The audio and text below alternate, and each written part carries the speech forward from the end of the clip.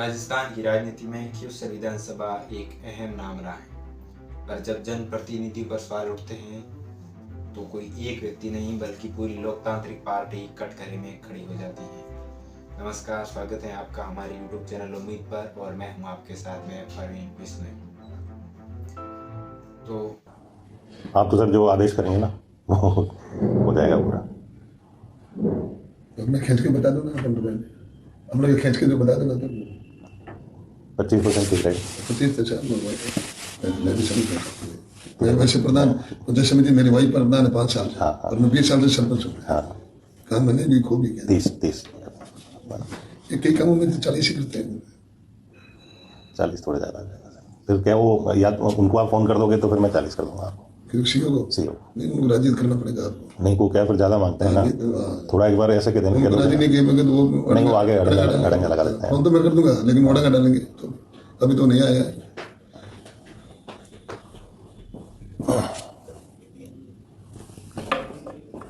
चलो आपसे संबंध बनेंगे आगे और नहीं काम के। मैं 50 तो एक बार कर दूंगा। हाँ 50 कर देना। आप थोड़ी लिख कर देना। आप थोड़ा ये मैंने गेट इसलिए बंद किया था ये आपको। अरे इससे टोकन है। अरे नहीं टोकन है, इससे टोकन ही है। ये बहुत बाद में करेंगे, इसलिए बात नहीं। और ये जो वर्क ऑर्डर होते ही मैं पेमेंट का नहीं रखते हैं, वर्क ऑर्डर होते ही पूरा आप ये तो रख लेते टोकन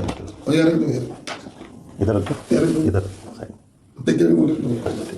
वो गेट बंद मैंने इसलिए किया था, तो आगे भी मेहरबानी रखना। बिल्कुल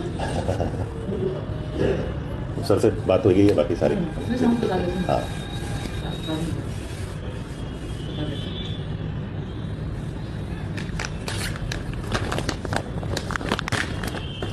ये दे जाना टोकन अमाउंट करेगा, बाकी उस पर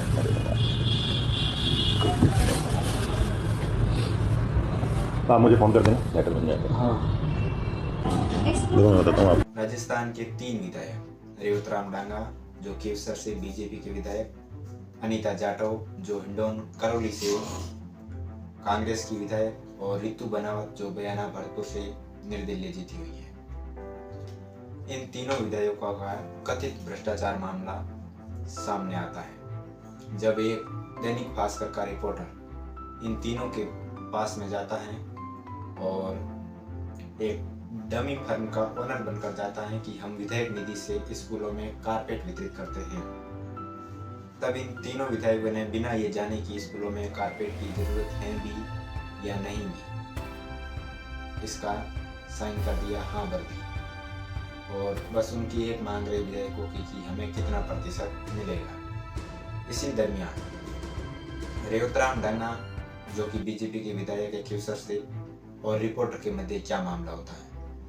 जब रिपोर्टर रेवतराम डांगा के पास में जाता है और कहता है कि हम जो है एक विधायक निधि से स्कूलों में कारपेट वितरित करते हैं, तब रेवतराम डांगा ने कहा कि मुझे कितना प्रतिशत मिलेगा।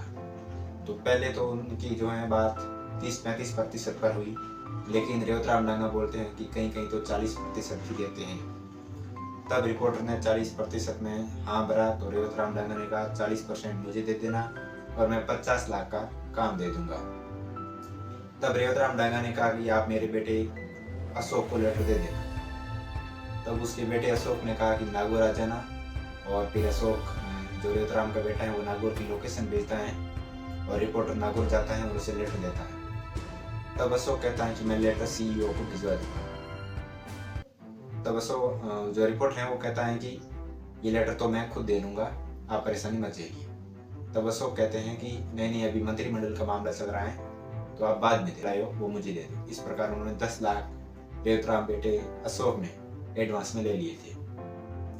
उसके बाद में मामला सामने आता है अनीता जाटव जो कि करौली से कांग्रेस की विधायक है, हिंडौन करौली से।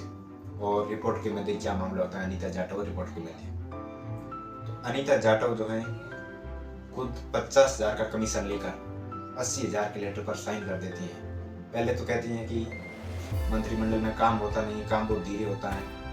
फिर एक उनका करीबी दोस्त जिसका नाम है पवन कुमार, वो आते हैं और इनकी जो है डील 80 लाख में डन करवा देते हैं। उसके बाद में मामला सामने आता है रितु बनावत जो कि बयाना भरतपुर से निर्दलीय विधायक हैं। लोगों ने इन पर विश्वास जताया है और निर्दलीय विधायक बनाया है। इन्हीं रितु बनावत का जब कैमरे में कैद वीडियो सामने आता है तो लोगों की आंखें फटी की फटी रह जाती हैं। तो रितु बनावत और रिपोर्ट के मध्य क्या मामला होता है, जो रितु बनावत का हस्बैंड है वो इनके साथ में 40 लाख की डील जो है फाइनल करवाते हैं। पहले तो ये भी बोलते हैं कि काम बहुत धीरे होता है और हमने एक बार भी काम दिया था लेकिन बहुत धीरे हुआ था। तो रितु बनावत के पति ने कहा कि बता दीजिए आप कितना देते हो कमीशन, तो उन्होंने कहा हम क्या बताएं, आप बता दीजिए। इस प्रकार रितु बनावत और रिपोर्ट के मध्य ये बातचीत होती है।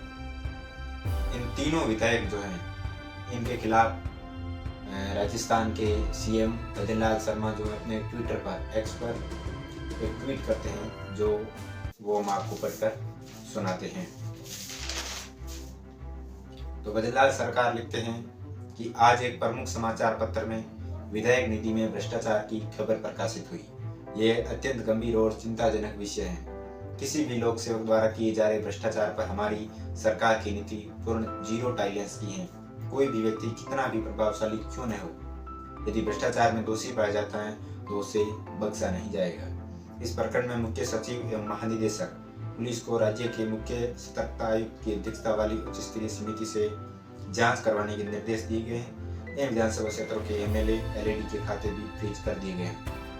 भजनलाल सरकार जो दावा करती थी कि हमारी सरकार में 1 रुपए की भी रिश्वत या फिर कोई भी कालाबाजारी नहीं होती है, उसी दरमियान जब ये वीडियो सामने आता है तो वो ट्विटर पर लिखते हैं कि कोई भी एमएलए या एमपी क्यों ना हो एलईडी उसे बख्शा नहीं जाएगा। और इस दरमियान उन्होंने एक जांच बुलाई, एक कमेटी का गठन किया और एक इनकी जांच के लिए एक कमेटी तैयार की अलग से, और जो मुख्य सचिव पुलिस महानिदेशक हैं उनको बुलाकर ये सतर्कता आयुक्त की जो अध्यक्षता की है इसके दरमियान इसकी अभी जांच होगी। धन्यवाद।